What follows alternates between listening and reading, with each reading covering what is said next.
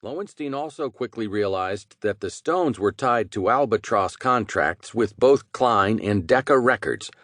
Jagger, the rare British rocker who had grown up in a middle-class home and even attended the London School of Economics before dropping out to play music, was quite taken with the aristocracy. They, in turn, treated him as a social novelty, an exotic beast tame enough to pet. Prince Rupert arranged for Jagger and Richards to stay on vacation in early 1969 at a large plantation house 300 miles north of Rio de Janeiro owned by Brazil's top banker. While there, they wrote a cowboy song called Honky Tonk Women. Richards cribbed the guitar tuning and opening riff from Los Angeles guitarist Ry Cooder, whom the Stones had hired as a sideman on recent recording sessions. Back in England on June 1st, the Stones went into Olympic Studios to record the new song. Brian Jones, the drugged-out and angry Stones guitarist, was not there. Like the group's finances, the increasingly alienated and undependable Jones was another problem that had to be dealt with.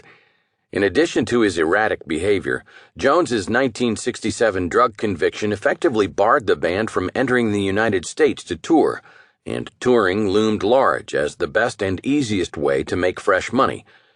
Jones had been a member from the beginning, but he had long before used up his reservoir of goodwill with his bandmates.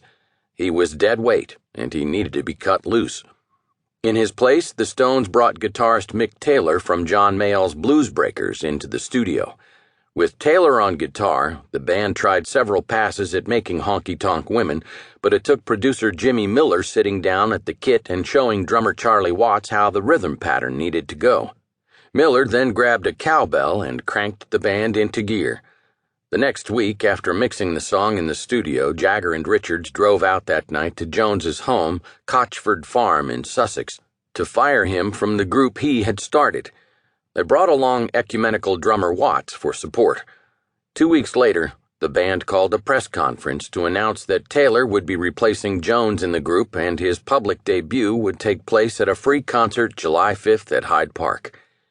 For a band that hadn't played live in years, the concert was always going to be significant, but the mysterious drowning death of Brian Jones in his Sussex swimming pool on July 3rd instantly made the show front-page news.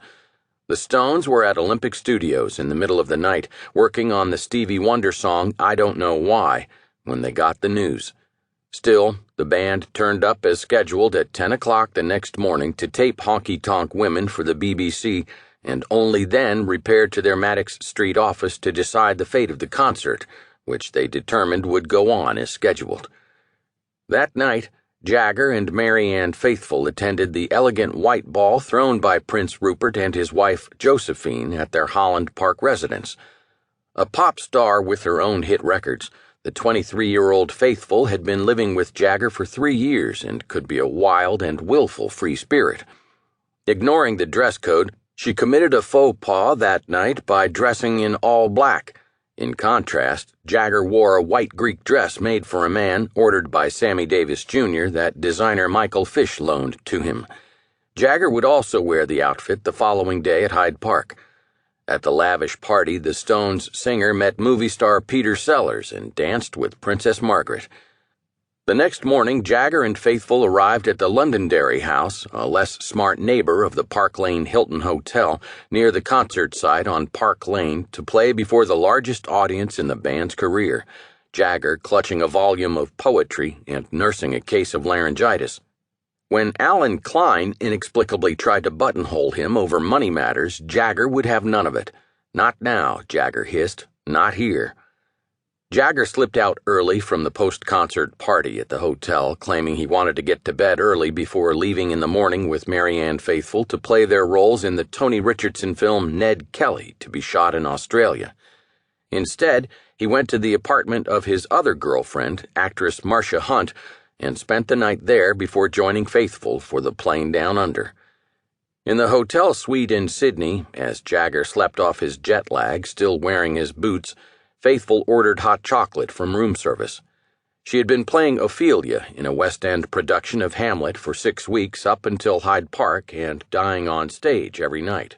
As she clasped a bottle of 150 sleeping pills, she looked in the mirror.